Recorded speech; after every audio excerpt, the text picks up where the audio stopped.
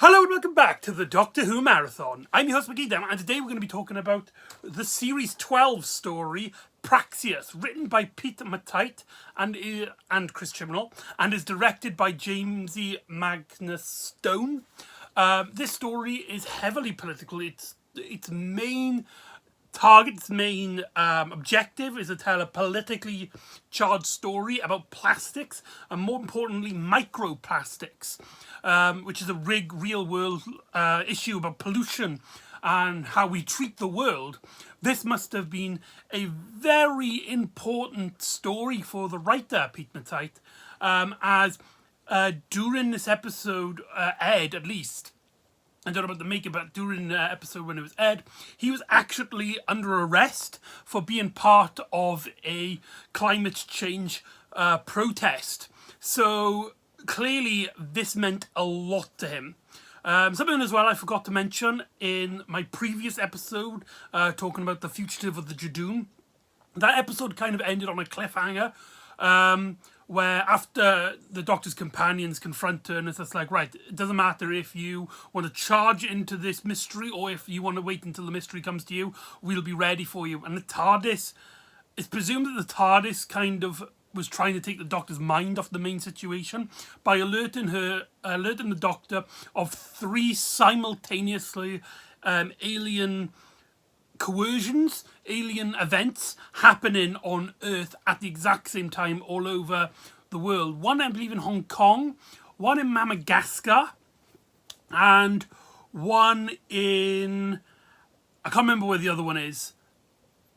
I can't actually remember where the other one is. But anyway, that in terms of placing this story in Series 12, this leaves the story in a very awkward position because this is a standalone story. This never really ties into anything into the bigger series, which, you know, they do happen in big story arc heavy storylines. But this story comes right after the massive continuity story arc heavy and also hugely controversial story, Fugitive of the Judoon, which was also, like, granted as like one of the biggest episodes of the series. So this story coming right after that means that this story has been overlooked a lot in the series. This is a story where I can't really find much opinions about it. And it could be the case that everybody's mind is focusing on the fugitive Doctor and what implications that has on the series, and the Timeless Child, and the Master destroying Gallifrey, that this story, being a standalone story, especially coming after the Fugitive of the Judoon, gets overlooked. Not a lot of people talk about this story. So let's just jump right into it and see what this story is about. This story globetrots a lot. You see a police officer in England. I can't remember where. This is Jake, played by the amazing Warren Brown, an actor who has been in loads of things, but he actually has a big connection to Doctor Who. He's actually one of the supporting casts in the Unit audio dramas featuring Kate Stewart and Osgood. He's one of, like, the character, I believe his name is character's Ryan in that story, and essentially he's an ex-copper, but his partner Adam, played by Matthew McNally, his ship goes missing and he can't be found. Well, his ship gets found, but the astronaut himself goes missing, and the astronaut is actually taken in Hong Kong, where he sends a message through a phone. Please, Jake, come and find me. Is it Peru? It was Peru. We see Gabriella, played by Joanna Boyja, I believe I pronounced her last name. I'm really terrible with these last names. You can probably tell by watching all of these videos. I humbly apologise if I get these wrong. And essentially, she's a travel vlogger with her friend. The two girls on travels. I can't remember what they call themselves. And she's promising her friend that she's going to show him this amazing beach, probably one of the most amazing sights, most amazing lake in the world, only to find that it's just covered with filth.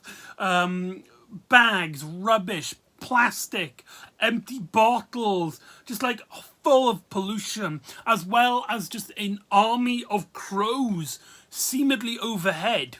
And Gabriella's friend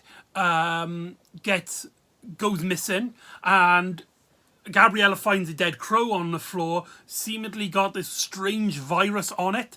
Ryan comes in to basically tell him, don't touch it. Don't touch.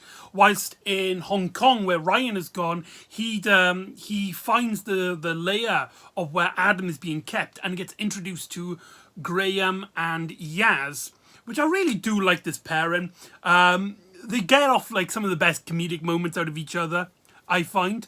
Not really much in terms of dramatic elements of the characters, but there are some really great moments. There's a great moment where Graham's using like a phone pad thing, and he's like, right, these energy signals are coming from that wall.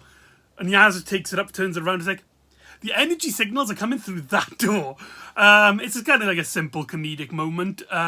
Bit of like small visual gags, but the way they play it off, these actors, Bradley Walsh is a star like always. Amanda Gill just seems to get the best out of these characters here. Brilliant. And Jake's just like, what the hell? You weren't even like trying to find this missing astronaut. And they get encountered by strange men in suits up in Madagascar, in a beach in Madagascar. These two people, I can't remember the name or the actor of the guy, but the girl is Suki, played by Molly. I've forgotten her last name. I do apologise. Oh, this video is turning out horribly. I do apologise.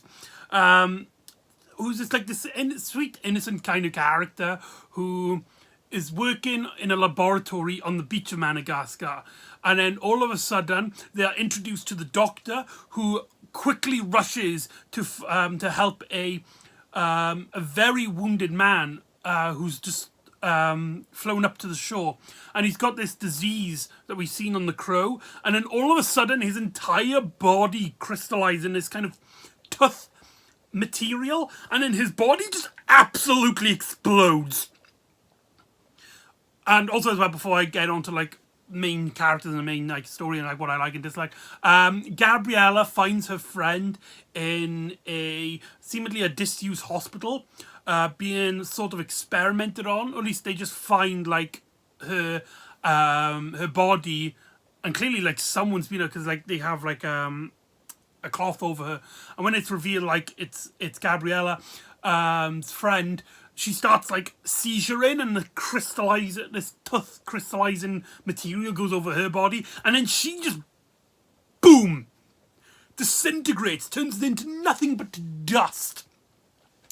The globe trotting element of this story is something which has been done before in the Chris Chibnall era, most noticeably in Resolution of the Daleks and Spyfall. It's very similar in that, and I feel like that's what Chris Chibnall's writing in this, because he does have a co-writing credit here. I think that's where it came from, is that he made the story basically global, which actually really works in this story. The idea of this virus affecting the world. Also, it's important to note that this episode aired in 2020, which was when the coronavirus pandemic was like in full force in Britain as well, and we were in lockdown and we were trapped essentially in our homes. So this was very poignant, and really like, because this is an episode that we knew was coming out, and we didn't know if Doctor Who was going to try and avoid it, to try and turn our attention, don't too close to home, or whether they would air it and maybe it would have some sort of theme, some sort of message about coronavirus. Although, watching the story outside of the context, there doesn't seem to be anything that really connects them. That is kind of a big issue with this story. Not really like an issue in terms of like the narrative and what it's got to say, but like there's this virus which the Doctor clearly states at one point it's because of the microplastics. An illness, a disease has found itself that it will basically be surrounded by the microplastics. That's how it travels, through microplastics. Basically, plastic doesn't dissolve. So when it breaks down, it doesn't like dissipate, it doesn't dissolve. And so we get microplastics, which is breathed in our air, it's in our food, it's in our drinks, it's everywhere. We can't avoid it. We've all been secretly poisoning ourselves. I say secretly, this is like a real thing that's happened now. Microplastics is a real thing that endangers thousands upon thousands of people in the real world. And this story basically has this virus that can connect to the microplastics and is infecting people with this disease, which makes them explode, as well as seemingly an alien conspiracy which had taken people, this astronaut, Gabriella's friend, and anyone really they can get their hands on, seemingly experimented on these people. And what we're led to believe at the start of the story is that they're the ones that are giving people the plague, which is sort of true. It is sort of like, it is what's actually happening. Yeah. So this story is very politically heavily themed.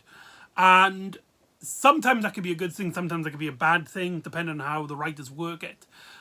It's not like Doctor Who going political, that's automatically bad. That's a very stupid thing. In fact, this story feels really right at home in a Third Doctor adventure. The Third Doctor specifically has tackled many political themes, especially like pollution and like plastics and stuff like that.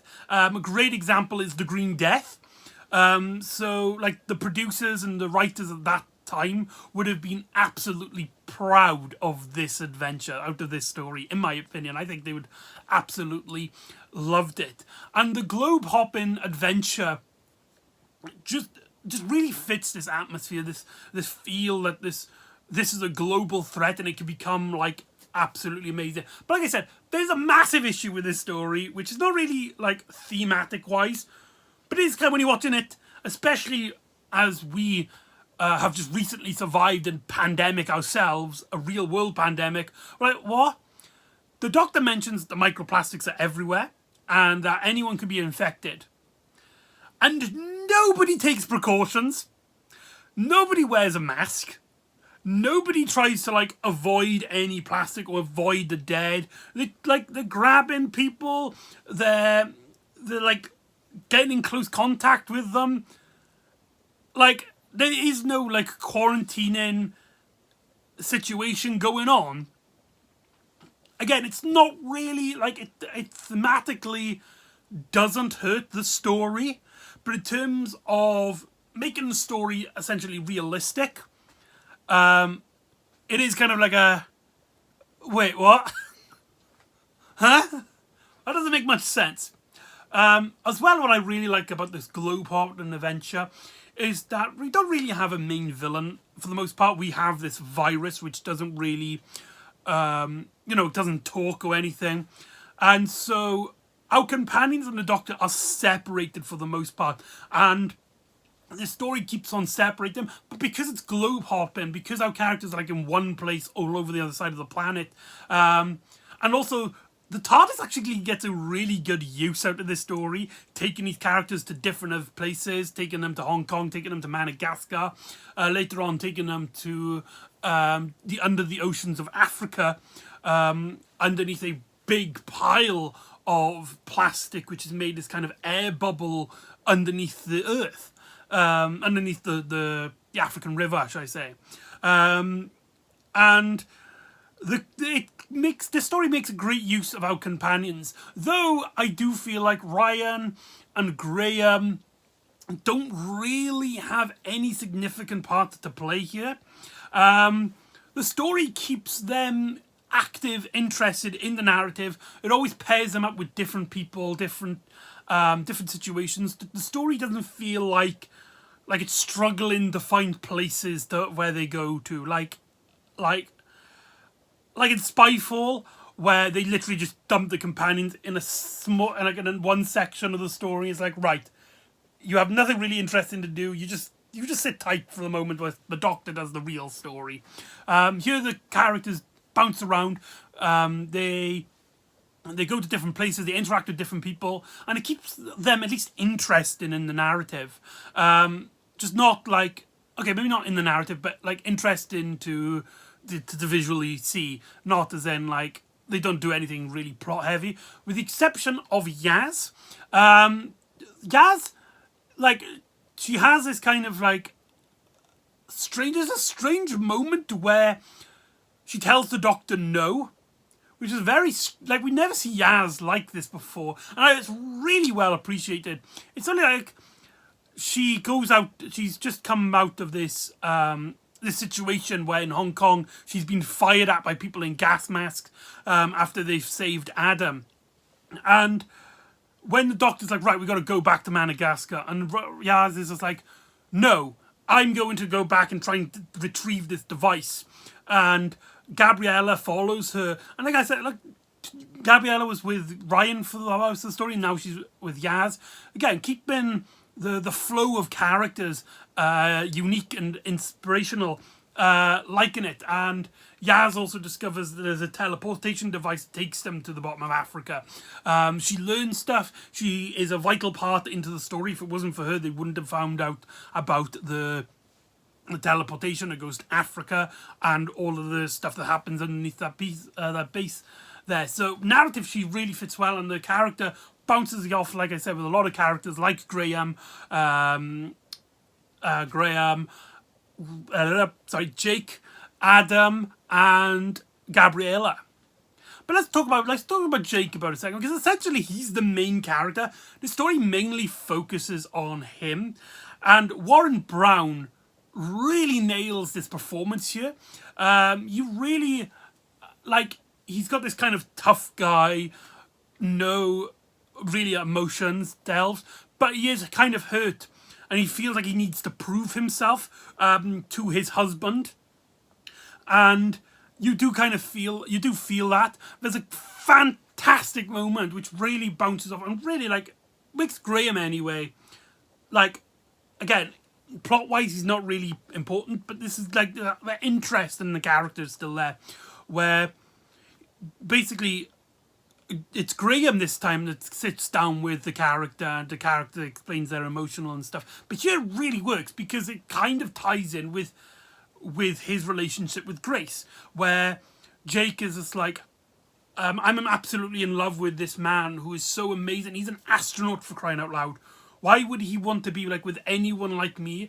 And then he turns to Graham and is like, how do you even know how it feels like to be with someone that amazing, who lives up to the hype that like everybody's built up upon? How the hell can they like me?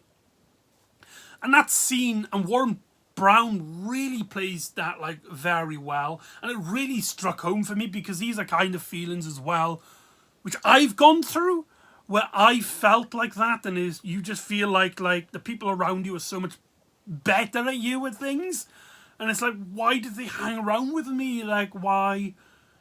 It's a very relatable character trait, let's just say it like that.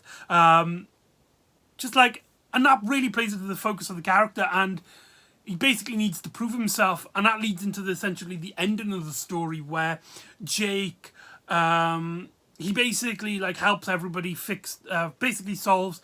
Essentially what's happening is Suki is actually an alien from a different planet. The people in the gas masks seem to be humanoid, but not human, and they're covered with that brickling, tough, crystallized material which is making people explode. We learn that they're from a planet which this disease originally originated from, and it kills people, but because of their species, they have a longer time between the getting caught and blowing up. So essentially, the few surviving members of the species who have the illness go to different planets, experiment on the microplastics so that the disease becomes available to the local life forms, and they experiment on them to try and find a cure, to try and find a solution. The Doctor, using the TARDIS, finds a cure for humans, but it doesn't really work for Suki. Suki tries on her human cure, but it accelerates the process, and she also gets scratched by one of the birds. By the way, there's a few scenes here with birds, which reminds a lot of people of the film Birds by Alfred Hitchcock. Really like intense action moments. There's some really great shots of Madagascar Beach. Jamie McEdam is probably one of the most underrated directors in Doctor Who. He is like, his work probably is the best directed stuff of the 13th Doctor era, and he would only go on to prove himself even more in later episodes. But yeah, that's just my opinion. But anyway, so essentially, Suki gets obliterated. The Doctor comes up with an idea to use the cure onto Suki's ship, throw it out into the atmosphere, and then like dissipate it. The Doctor puts on a automatic system so that the ship will do it all by itself. However, she isn't 100% sure. If somebody stays on the ship, they could blow up and die along with the ship because the ship is unstable. And Jake, knowing this, stays on the spaceship and takes it up into the atmosphere so that there's a definite chance that this cure will get around. He sacrifices himself. And this leads into the climactic ending where Jake is basically on the ship on his own. He's minutes away from death, and our characters are like begging the Doctor's like, please, we've got to try and save him. Do what you can. There's got to be something we can do. And the Doctor's like rushing around the TARDIS for something, and then dematerializes the TARDIS around Jake, and he is saved, and he's reunited with Adam, and he solve all their relationship issues right there. This was sort of controversial, not really. Nothing compared to all the other controversial stuff I've mentioned in Series 12.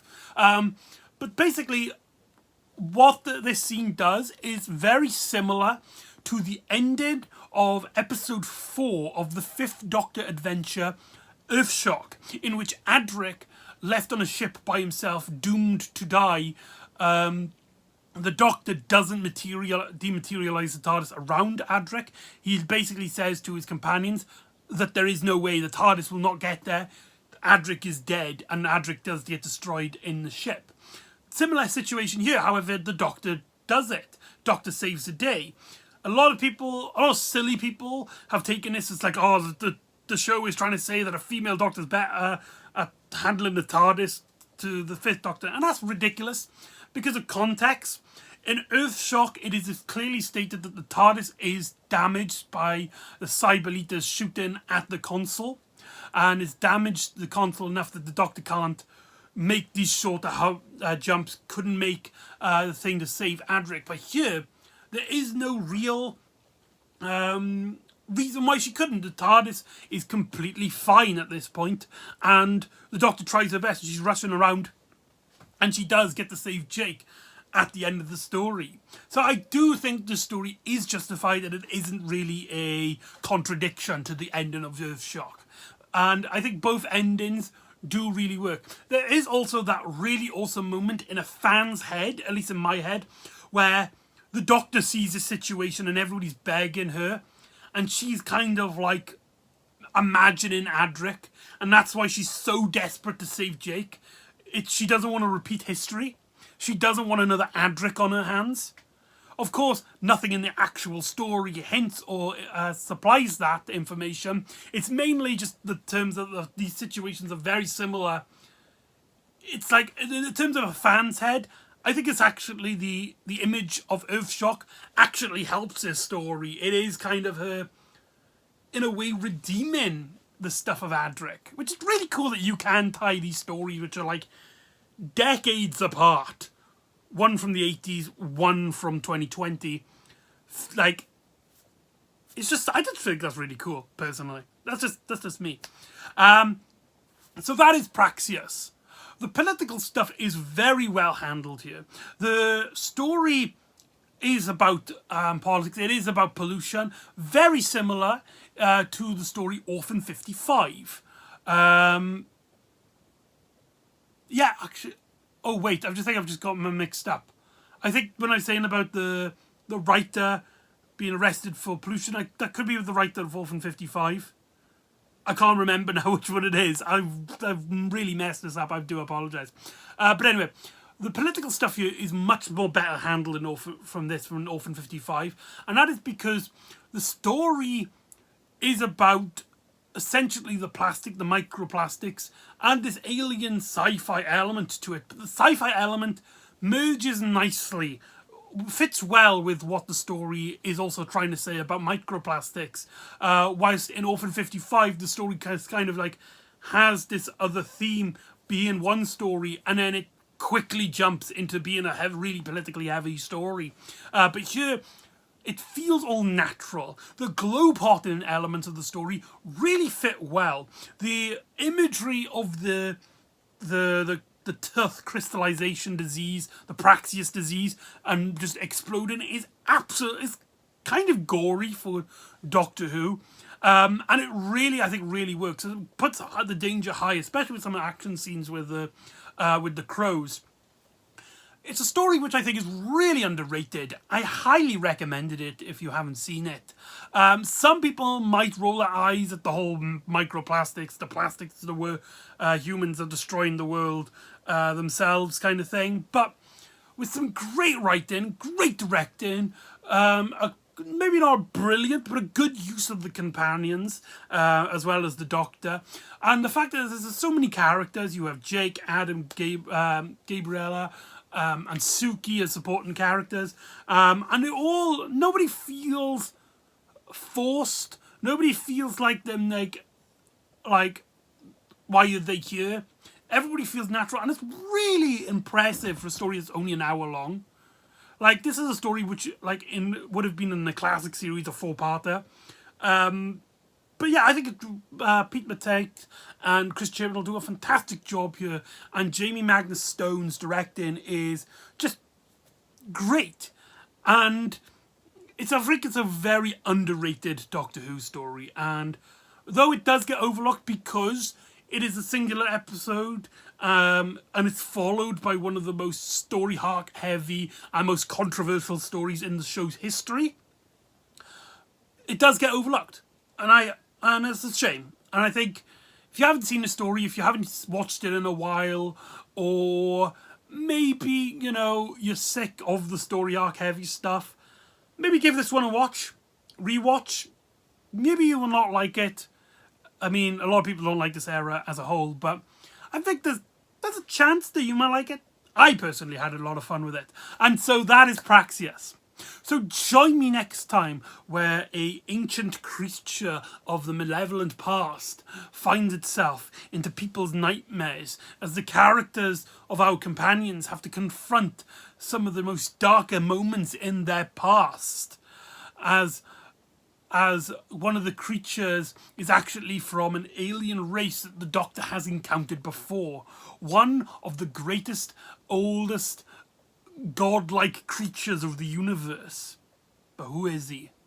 Who are these malevolent beasts of time? And can the Doctor prevent them stealing any more dreams? So join me next time for Can You Hear Me? And I'll see you next time on the Doctor Who Marathon. Ta-da!